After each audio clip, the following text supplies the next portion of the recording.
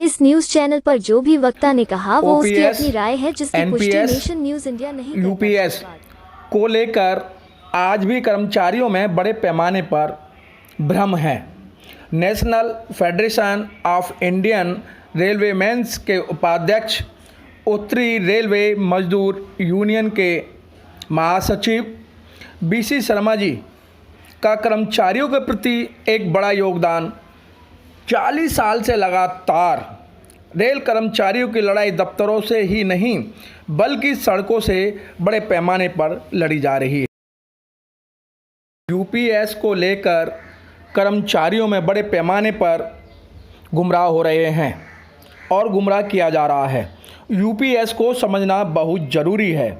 कुछ खामियां हैं, उनको लड़ाई लड़कर पूरा करा लेंगे।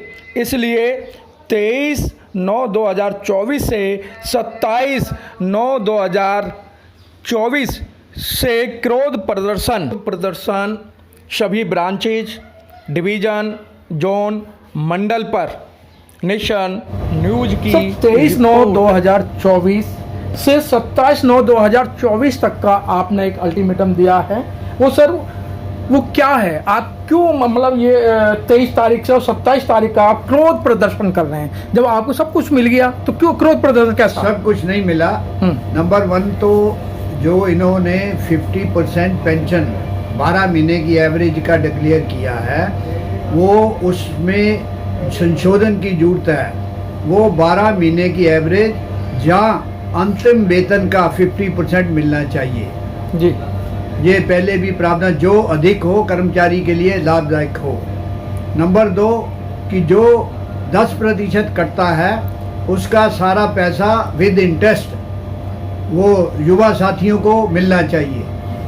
नंबर 3 जो डेथ होने के बाद कर्मचारी की वाइफ की डेथ हो जाती है तो उसके बच्चे को नौकरी के साथ साथ उनको जो पेंशन का प्रावधान है वो भी मिलना चाहिए, चाहे अनमैरिड हो या विडो हो या डाइवोर्सी हो, लड़का हो या लड़की हो, ये जरूरी होना चाहिए। इसलिए ये प्रदर्शन रखा। इसी तरह जो ओल्ड एज में 80, 90, 95, 100 पे है, इसकी एज कम करके 80 पे नहीं 70 पे ही 70 से लोगों को बेनिफिट मिलना शुरू होना चाहिए। हमने पुराना इसमें मांगा है कि 80, 90, 95, 100 पे जो प्रावधान है पेंशन बढ़ती है, 100 पे 100% पेंशन हो जाती है। जितनी जो है हमारी वेतन होता है उसी को जो है मिलना चाहिए। कम्यूटेशन जो प्रावधान नहीं है, 40% जो कम्यूट करना चाहते हैं उसको कम्यूट को मिलना चाहिए। और इसके अंदर जो ऑप्शन का सिस्टम रखा है कि NPS लो या UPS हो, कम से कम 6 माह का जो है कर्मचारियों को समय मिलना चाहिए। जो क्वालिफाइंग सर्विस है वो 20 साल ही होनी चाहिए, 25 साल नहीं होनी चाहिए। क्योंकि बहुत सारे साथी हैं जो SC ST की एज है वो 40 वर्ष है। पैरामिलिट्री वालों की जो है उसका भी सर्विस कम है, 20 साल हो जाएगी तो मैक्सिमम लोग कवर होंगे। तो 20 साल का प्रावधान ही इसके अंदर होना चाहिए। तो इन तमाम 9 पॉइंट को लेके हमने जो है ये प्रदर्शन रखा है। ये हर जगह जोरदार प्रदर्शन होगा। उसके बाद हम मंडलों पे प्रदर्शन करेंगे और फिर जो है जोन लेवल पे भी ये प्रदर्शन किया जाएगा। लेकिन सर इस समय चुनाव बिल्कुल सिर पर हैं और बोर्ड की तरफ से चुनाव डिक्लेयर हो गए हैं, तो क्या लगता है सर ये प्रदर्शन करने से क्या आपको फायदा हो या नुकसान होगा? देखिए, हमें वर्करों की बात को लेके चलना है। अगर हम ट्रेड यूनियन करने हैं इसमें कोई नुकसान नहीं होएगा। लोगों को जो संघर्ष है, चुनाव अपनी जगह है, चुनाव है यूनियन की मान्यता के लिए। अब लोगों को सोचना चाहिए कौन आपको गुमराह कर रहा है, कौन आपको सही रास्ता दिखा रहा है, किसने आपको जो है आज तक सही रास्ता दिखा के आपकी डिमांड को पूरा किया है।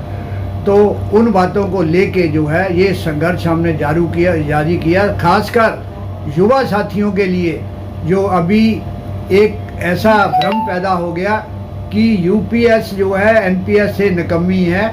निकम्मी नहीं है, NPS ज़्यादा ख़राब थी क्योंकि उसके अंदर परमानेंट पेंशन का प्रावधान नहीं था, गारंटेड पेंशन का प्रावधान नहीं था, फैमिली पेंशन का प्रावधान नहीं था। इसलिए और बाकी जो 8 डिमांडें वो भी थी। उन बातों को लेके जो कमियां हैं उसको दूर करने के लिए भारत सरकार को जो चेतावनी देना चाहते हैं कि आप सारी जो मांगे हमारी है उसको पूरी करिए। ये मत सोचिए कि हमें फाइनेंस पे बर्डन पड़ेगा। फाइनेंस पे रेलवे का एक पैसा भी ना आज बर्डन पड़ा है, ना आगे को बर्डन पड़ेगा। रेलवे खुद अब पैसे कमा के अपना वेतन और पेंशन लेता है, आगे भी रहेगा, क्योंकि रेलवे के अंदर वो भी एरिया हमने कवर किया है जहां रेलवे को 20% भी इनकम नहीं होती, उसमें भी हम काम करके अर्न करके उसको मेकअप करते हैं।